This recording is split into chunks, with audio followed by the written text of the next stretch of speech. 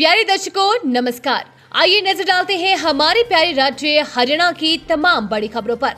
Video शुरू करने से पहले कमेंट बॉक्स में जय हिंद लिखकर हमें सपोर्ट करें। तो चलिए शुरू करते हैं। विधानसभा में उठा 590 करोड़ घोटाले का मुद्दा। सैनी सरकार ने एंटी करप्शन ब्यूरो को सौंपा जांच का जिम्मा।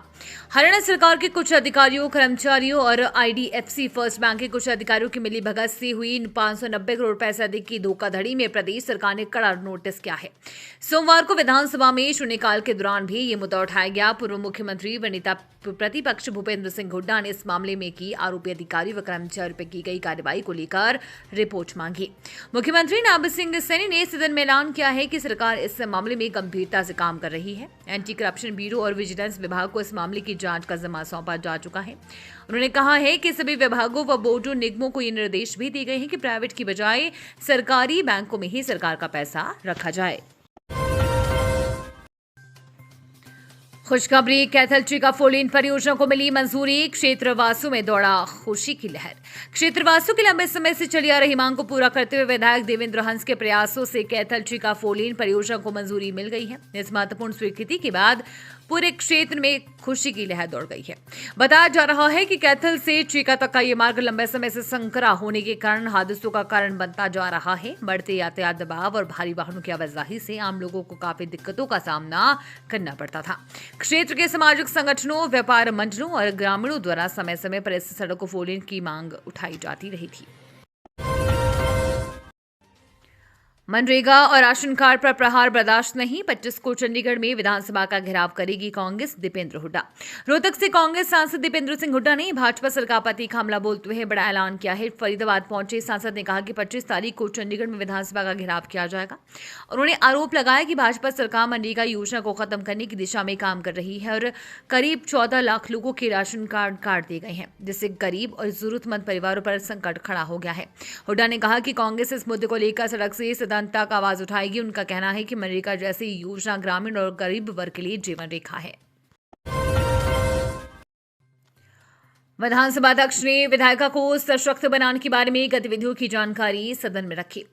हरियाणा विधानसभा अध्यक्ष हरविंद्र कल्याण ने गत महीनों में उनके द्वारा विधायिका को सशक्त करने, जनता में संविधान के मूल्यों को स्थापित करने और हरियाणा विधानसभा की प्रणाली को पहुंचाने के लिए की गई गतिविधियों की जानकारी सोमवार को सदन में रखी। उन्होंने बताया कि इस सिलसिले में गत 5 जनवरी को उन्होंने केरल विधानसभा का भ्रमण किया। इस दौरान उन्होंने केरल विधानसभा अध्यक्ष के साथ भेंट कर विधायी कार्य प्रणाली एवं उत्तम संसदीय प्रक्रियाओं को समझा।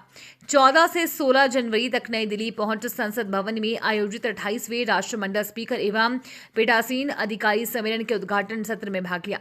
इस सम्मेलन में संसदीय परंपराओं एवं वैश्विक अनुभवों पर विचार विमर्श किया गया। इस सम्मेलन लोकसभा अध्यक्ष के नेतृत्व में आयोजित हुआ। सम्मेलन में प्रधानमंत्री नरेंद्र मोदी भी शामिल हुए। हरियाणा में प्रमोशन में आरक्षण पर फिर अटका फैसला। एससी ग्रुप ए बी अधिकारियों को करना होगा इंतजार। हरियाणा में अनुसूचित जाति से संबंधित ग्रुप ए एवं बी के अधिकारियों को प्रमोशन में 20% आरक्षण के लिए अब इंतजार करना होगा। हाईकोर्ट द्वारा दिए गए फैसले पर सरकार द्वारा विचार किया जा रहा है। हरियाणा विधानसभा में सोमवार को सढौरा की विधायक रेणु बारा ने यह मुद्दा उठाते हुए सरकार से पदोन्नति में आरक्षण के मुद्दे पर सवाल पूछा। विधायक ने इस मुद्दे पर पॉलिसी को लेकर लिए गए फैसले की जानकारी भी मांगी। इसके जवाब में मुख्यमंत्री नायब सिंह सैनी के हवाले से कैबिनेट मंत्री कृष्ण लाल पंवार ने सदन में बताया कि हरियाणा सरकार द्वारा ग्रुप ए तथा बी के अधिकारी व कर्मचारियों को पदोन्नति में 20% आरक्षण प्रदान करने के लिए 7 अक्टूबर 2023 को आदेश जारी किए गए थे।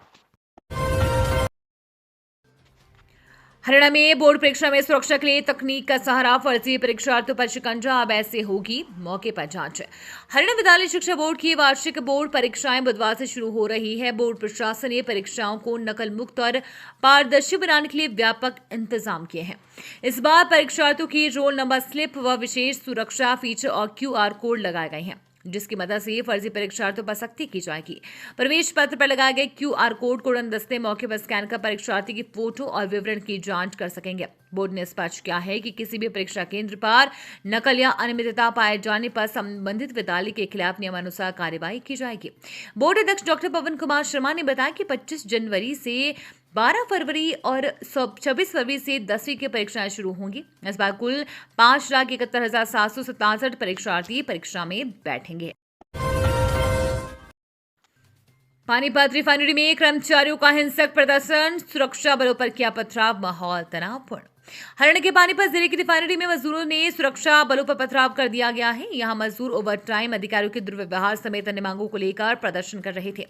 हजारों की संख्या में हड़ताल कर रहे कर्मचारियों से उस वक्त तनातनी का माहौल बन गया जब वहां मौजूद सुरक्षा बलों ने कर्मचारियों के दायरे में रखकर शांतिपूर्वक अपना धरना प्रदर्शन करने की बात कही। इनकी बात देने को कर्मचारी लाठी डंडों से लैस होकर आगे की ओर बढ़े, साथ ही उनकी बैकअप करते हुए कई कर्मचारी पथराव करते हुए आगे बढ़ते रहे। इतना ही नहीं, हिंसक हो चुके श्रमिकों ने निर्माणाधीन प्रोजेक्ट के पास कई गाड़ियों को भी पलट दिया और तोड़फोड़ की। ये थी आज की फटाफट खबरें। हम मिलेंगे अगले बुलेटिन में, तब तक के लिए धन्यवाद और जय हिंद।